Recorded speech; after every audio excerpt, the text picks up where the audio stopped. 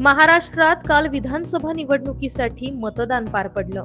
मतदानाची वेळ संपल्यानंतर एक्झिट पोलचे आकडे जाहीर झाले. बहुतांश एक्झिट पोल्सनी महायुतीला बहुमत मिळेल असा अंदाज वर्तवलाय. काही एक्झिट पोल्सच्या दाव्यानुसार महाविकास आघाडी सुद्धा बाजी मारू शकते. एक्झिट पोल्सच्या आकड्यांवर नजर टाकली तर यंदाची निवडणूक पूर्णपणे एकतर्फी होणार नाही. बहुतांश एक्झिट पोल्सचे आकडे पाहिल्यानंतर महाराष्ट्रात सत्ता स्थापनेसाठी अटीतटीचा सामना होईल असं दिसतंय. एक्झिट पोल्सचे आकडे योग्य ठरले तर यंदा सत्ता स्थापनेत महाराष्ट्रात अपक्ष किंगमेकर ठरू शकतात. 23 तारखेला निकाल जाहीर झाल्यानंतर चित्र स्पष्ट होईल. महाराष्ट्रात एकूण 7 प्रमुख पक्ष निवडणुकीच्या रिंगणात आहेत. त्यात महायुती विरुद्ध महाविकास आघाडी असा मुख्य सामना आहे. मनसे स्वतंत्रपणे निवडणूक लढवतोय. महाराष्ट्राच्या यंदाच्या निवडणुकीचा निकाल यासाठी सुद्धा खास आहे, कारण या वेळच्या विधानसभा निवडणुकीत सर्वाधिक 65.1% मतदान झालंय. मागच्या 30 वर्षात सर्वाधिक मतदान महाराष्ट्रात झालंय.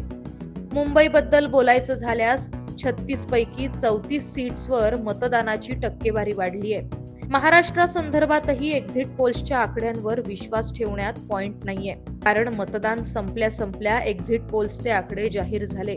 पण शेवटच्या 2-3 तासात मतदानाचा जोर जास्त होता. शिवाय यंदा महाराष्ट्रात 30 वर्षातील सर्वात जास्त मतदान झालंय. त्यामुळे एक्झिट पोलच्या आकड्यांवर कितपत विश्वास ठेवावा हा प्रश्नच आहे. एक्झिट पोलच्या आकड्यांवर सध्या तरी विश्वास ठेवण्यात पॉइंट नाहीये, कारण लोकसभा निवडणूक आणि हरियाणा विधानसभा निवडणुकीच्या वेळी हे आकडे चुकले होते.